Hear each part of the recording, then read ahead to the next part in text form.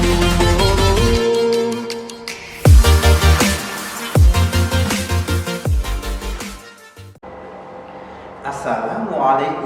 warahmatullahi wabarakatuh. Anak-anakku kelas 4, bagaimana kabarnya hari ini? Semoga semuanya diberikan oleh Allah kesehatan, dan semoga anak-anakku semuanya tetap dalam lindungan Allah. Amin Allahumma amin. Baik anak-anakku, alhamdulillah hari ini kita ketemu lagi ya dengan Ustaz Bagus dengan mata pelajaran Pendidikan Agama Islam. Hari ini materi kita tentang kisah Nabi Musa dengan KD 3.13. Baik anak-anakku, sebelum kita mulai, mari kita buka kegiatan ini dengan membaca bacaan basmalah. Bismillahirrahmanirrahim. Baik anak-anakku, alhamdulillah Ustadz akan mulai membahas tentang kisah keteladanan Nabi Musa. Baik anak-anakku, Ustadz akan bahas yang pertama tentang siapa sih Nabi Musa itu, dan pada zaman raja siapa Nabi Musa ini hidup. Selanjutnya yang kedua, Ustadz akan bahas tentang masa kecil Nabi Musa. Jadi bagaimana keadaan ketika Nabi Musa waktu kecil. Dan yang ketiga, Ustadz akan bahas tentang kehidupan Nabi Musa, yang dimana Nabi Musa ini adalah seseorang yang suka menolong terhadap sesama, terhadap orang yang lemah. Dan yang terakhir, Ustadz akan bercerita tentang kisah Nabi Musa menghadapi seorang raja yang mengaku dirinya sebagai Tuhan, yaitu Raja Fir'aun. Selamat menyimak untuk anak-anakku. Baik anak-anakku, yang pertama ini Ustadz akan bahas siapa sih Nabi Musa itu. Nabi Musa adalah Nabi yang hidup pada saat Raja Fir'aun memimpin negerinya. Anak-anakku, suatu ketika di dalam tidurnya Raja Fir'aun bermimpi di mana di negerinya akan ada lahir seorang anak laki-laki yang akan menghancurkan kerajaan. Oleh karena itu, penduduk-penduduk di sekitar tersebut takut apabila mau melahirkan dan memiliki anak laki-laki, karena setiap ada anak laki-laki, raja memerintahkan tentara-tentaranya untuk membunuh bayi tersebut. Akhirnya Allah Subhanahu wa Ta'ala melindungi Nabi Musa kecil ini dengan menurunkan ilham kepada ibu Nabi Musa yang bernama Yukabad. Agar apa Ustadz? Agar anaknya, yaitu Nabi Musa, dimasukkan ke dalam peti, kemudian dialirkan di Sungai Nil. Alhamdulillah, ketika dialirkan di Sungai Nil, ada istri dari Raja Fir'aun mandi bersama pengiringnya, kemudian menemukan peti tersebut dan dibuka, ternyata bayi kecil Nabi Musa. Akhirnya anakku, bayi yang ditemukan di Sungai Nil tadi sama Siti Asia atau istrinya Raja Fir'aun dibawa pulang ke istana. Disitulah Fir'aun marah dan meminta istrinya untuk membunuh bayi tersebut. Akhirnya anak-anakku, dengan rayuan Siti Asia, akhirnya hatinya Fir'aun dulu, dan akhirnya bayi tersebut diizinkan untuk tinggal di istana. Baik anak-anakku, malam berganti malam, hari berganti hari, bayi tersebut menangis terus. Akhirnya Siti Asia atau istrinya Fir'aun memerintahkan kepada pembantu-pembantunya untuk mencari wanita yang bisa menyusui bayi Musa kecil ini. Dengan izin Allah, beberapa wanita ingin mengasuh Nabi Musa kecil ini, tetapi semuanya tidak bisa, dan datanglah seorang wanita yang menemui anak kecil tadi dan menyusui anak kecil tadi, dan akhirnya bayi Musa kecil ini mau. Siapa itu yang mau untuk menyusui Nabi Musa? Tak lain adalah ibunya sendiri yang bernama Yukabad. Akhirnya bayi yang selama ini menangis hari berhari, malam ganti malam, bayi ini bisa tidur pulas karena bayi ini sedang dalam ibundanya sendiri, yaitu Yokabad. Baik anak-anakku, di lingkungan istana, Yokabad diizinkan sama istrinya Fir'aun dan Fir'aun untuk tetap tinggal di istana Fir'aun sampai bayi tersebut tumbuh menjadi bayi yang semakin besar dan besar, sampai akhirnya bayi tersebut menjadi anak kecil dan menjadi dewasa. Ketika dewasa, timbullah kecerdasan Nabi Musa, dan Nabi Musa tidak mau menganggap Fir'aun sebagai Tuhannya. Oleh karenanya Nabi Musa mencari Tuhan sendiri, yaitu Tuhan Nabi Musa, yaitu Allah Subhanahu wa Ta'ala. Kemudian ketika Nabi Musa dewasa, Nabi Musa didatangi dengan seseorang laki-laki dan bilang, "Hai Musa, ingat, para pembesar sedang berunding untuk membunuhmu." Akhirnya dengan informasi ini, Nabi Musa ingin pergi meninggalkan negerinya untuk ke negeri yang lain, dalam artian untuk ke negeri Madian. Sampai di sana, di negeri Madian, Nabi Musa disinilah seseorang yang suka menolong. Nabi Musa melihat sekumpulan orang yang sedang mengambilkan minum untuk binatang ternaknya. Orang-orang berebut, orang-orang ingin berdesak-desakan untuk mengambil air minum buat binatang ternaknya. Ketika itu, Nabi Musa melihat ada dua gadis yang diam saja, tidak mengambil air minum untuk ternaknya. Dan ternyata si gadis ini bilang kepada Nabi Musa, "Wahai Musa, aku tidak bisa berebut untuk mengambil air untuk diminumkan di binatang ternakku. Aku tidak bisa berdesak-desakan." Melihat seperti itu, anak-anakku, Nabi Musa segera membantu dua gadis tersebut untuk mengambilkan air minum yang diminumkan kepada binatang ternaknya. Setelah itu dirasa cukup untuk mengambilkan air minum, dua gadis ini pulang ke rumahnya. Dan Nabi Musa di bawah pohon berdoa, semoga Allah memberikan kebaikan kepada Nabi Musa. Dan setelah dari rumah, dua gadis tersebut bercerita kepada ayahnya, "Wahai ayahku, aku tadi dibantu oleh seorang pemuda.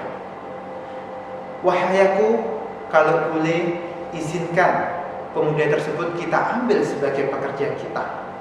Karena pemuda tersebut, yaitu Nabi Musa, adalah orang yang kuat dan orang yang bisa dipercaya. Anak-anakku, akhirnya ayahnya dua gadis tersebut mengizinkan dan menerima Nabi Musa sebagai pekerjanya di saat itu. Anak-anakku, akhirnya Nabi Musa bertemu dengan ayahnya dua gadis tersebut, dan tak lain, ayahnya adalah Nabi Syuaib.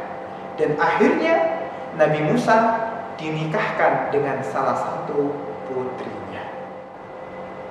Baik anak-anakku, selanjutnya Ustadz akan bahas tentang Nabi Musa menghadapi Raja Fir'aun. Anak-anakku, setelah beberapa tahun Nabi Musa tinggal di negeri Madian, Nabi Musa kembali ke Mesir. Di sana Nabi Musa ingin ketemu dengan Fir'aun, ingin mengajak Fir'aun untuk menyembah Allah Subhanahu wa Ta'ala. Anak-anakku, dalam menghadapi Fir'aun ini, Nabi Musa diberikan oleh Allah mukjizat. Apa Ustaz mukjizatnya? Yang pertama adalah Nabi Musa memiliki tongkat yang bisa berubah menjadi ular. Selain itu anak-anakku, tongkat Nabi Musa juga bisa untuk membelah lautan. Dan yang ketiga, mukjizat Nabi Musa adalah tangannya bisa mengeluarkan cahaya. Cahaya ini merupakan suatu kekuatan, suatu perlindungan untuk Nabi Musa. Baik anak-anakku, mendengar berita Nabi Musa kembali ke Mesir, Fir'aun marah. Fir'aun menuduh Nabi Musa bahwa Nabi Musa ini adalah tukang sihir. Akhirnya Nabi Musa mengingatkan Raja Fir'aun, "Wahai Raja Fir'aun, janganlah engkau berdusta. Aku bukan tukang sihir." Kemudian Fir'aun menantang Nabi Musa, "Wahai Nabi Musa, kalau engkau seorang Rasul, aku ingin menantangmu. Aku akan memanggilkan tukang sihirku untuk melawan kehebatanmu." Baik anak-anakku, Nabi Musa dan Raja Fir'aun berjanjian di suatu tempat. Disitulah berkumpul tukang sihir Fir'aun dan juga Nabi Musa. Anak-anakku, ketika Raja Fir'aun telah mengumpulkan tukang sihirnya, Raja Fir'aun berkata kepada Nabi Musa, "Wahai Musa, lemparkanlah tongkatmu." Nabi Musa menjawab, "Tidak, silakan lemparkan tongkat tukang sihirmu." Akhirnya Nabi Musa menunggu tukang sihir tersebut melemparkan tongkatnya, dan tukang sihir melemparkan tongkatnya, jadilah ular-ular kecil di depan Nabi Musa. Akhirnya Nabi Musa mendapat perintah dari Allah. Nabi Musa mendapatkan ilham dari Allah. Nabi Musa juga melemparkan tongkatnya. Anak-anakku, apa yang terjadi? Subhanallah, dengan izin Allah, ketika Nabi Musa melemparkan tongkatnya Nabi Musa menjadi ular yang sangat besar dan merayap menyisir di daerah tersebut untuk memakan ular-ular kecil dari ularnya tukang sihir Raja Fir'aun. Melihat kejadian seperti itu, anak-anakku, banyak sekali tukang sihir yang akhirnya mengakui Tuhannya Nabi Musa dan beriman kepada Tuhannya Nabi Musa, yaitu Allah Subhanahu wa Ta'ala. Melihat seperti itu, anak-anakku, Fir'aun semakin parah. Bahkan Fir'aun tak segan-segan untuk menyiksa dan membunuh orang-orang yang beriman kepada Tuhannya Nabi Musa. Bahkan prajuritnya, bahkan istrinya Fir'aun, yaitu Siti Asia, yang beriman kepada Nabi Musa, yang beriman kepada Tuhannya Nabi Musa, ikut menjadi sasaran disiksa dan ikut menjadi sasaran dibunuh oleh Raja Fir'aun dan bala tentaranya. Baik anak-anakku, selanjutnya melihat kondisi yang seperti saat ini, di mana Raja Fir'aun tak segan-segan untuk membunuh, untuk menyiksa pengikut Nabi Musa. Akhirnya Nabi Musa dan pengikutnya meninggalkan negeri Mesir. Ketika Nabi Musa meninggalkan negeri Mesir, Fir'aun tidak tinggal diam. Fir'aun mengejar Nabi Musa dan pengikutnya agar Fir'aun dapat membunuh Nabi Musa. Akhirnya Nabi Musa melarikan dari negeri Mesir dan tibalah di dekat Laut Merah. Nabi Musa terdesak. Dan akhirnya Allah mengilhamkan kepada Nabi Musa untuk memukulkan tongkatnya di Laut Merah. Seketika itu anak-anakku, ketika tongkatnya dipukulkan di Laut Merah, subhanallah, biidznillah, dengan izin Allah, Laut Merah terbelah seakan-akan di tengahnya ada jalan. Subhanallah. Akhirnya Nabi Musa dan pengikutnya melewati jalan yang terbelah tadi di dalam lautan. Subhanallah. Ketika Nabi Musa berjalan di dasar laut untuk melewati laut tersebut dan sampai di ujung laut dengan selamat, disitulah Fir'aun dan bala tentaranya yang masih berada di tengah laut. Allah menutup kembali laut tersebut dan Raja Fir'aun tenggelam di Laut Merah beserta tentara-tentaranya. Baik anak-anakku, disinilah kisah Nabi Musa dengan Raja Fir'aun telah berakhir. Disinilah Raja Fir'aun meninggal dunia karena tenggelam di Laut Merah.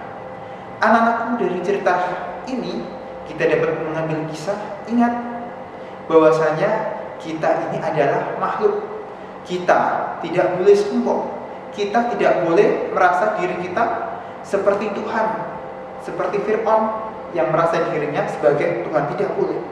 Kita hanyalah seorang hamba. Kita hanyalah seorang ciptaan dari Sang Khalik, yaitu Allah Subhanahu wa Ta'ala. Oleh karenanya kita harus patuh tunduk kepada perintah Allah Subhanahu wa Ta'ala. Anak-anakku, dengan peristiwa ini semoga mengajarkan kepada kita untuk menjadi anak-anak yang berani melawan kebenaran, seperti Nabi Musa yang berani melawan Raja Fir'aun. Walaupun Nabi Musa seorang diri, Nabi Musa berani melawan raja yang besar seperti itu, yang memiliki pasukan banyak seperti itu. Sekali lagi anak-anakku, semoga kita bisa mengambil pelajaran dari kisah ini. Baik anak-anakku, yang terakhir tugasnya nanti akan Ustadz kirim melalui PowerPoint, dan Ustadz kirim via Ustazah wali kelas anak-anakku masing-masing. Anak-anakku, saya rasa dari Ustadz Bagus cukup. Apabila ada yang salah dari Ustadz mohon maaf sebesar-besarnya, dan Ustadz akhiri. Wassalamualaikum warahmatullahi wabarakatuh.